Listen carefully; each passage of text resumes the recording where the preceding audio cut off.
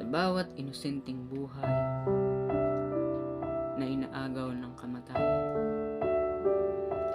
ang hiling ng mga pamilya, hustisya at kapayapaan. Ngunit sa dilim ng kadiliman, ang mga salita'y tila'y nababalot ng takot.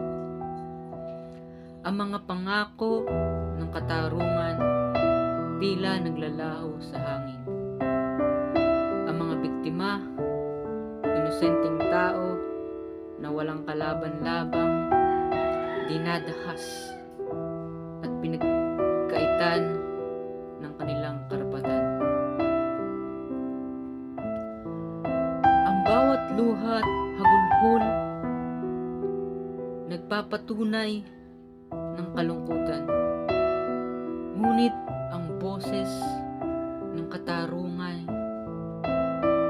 tila bingi sa kanilang pananawagan.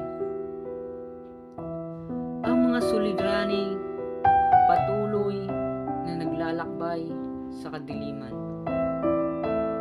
walang takot, nagpapatuloy sa kanilang karumihan.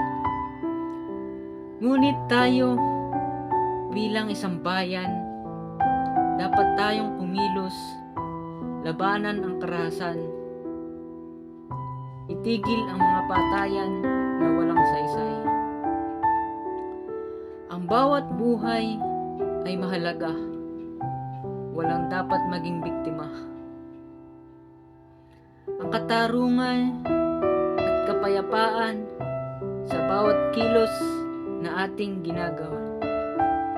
Tayo ang pag-asa upang wakasan ang kadiliman at karahasan. Kaya't sama-sama tayong tumindig, magkaisa at huwag matakot.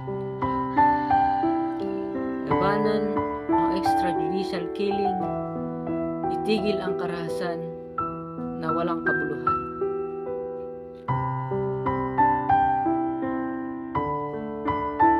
Sa bawat tula, luha, sa bawat awit, at sa bawat kilos nating gagawin, ipakita natin ang lakas ng bayan, itaguyod ang tunay na katarungan.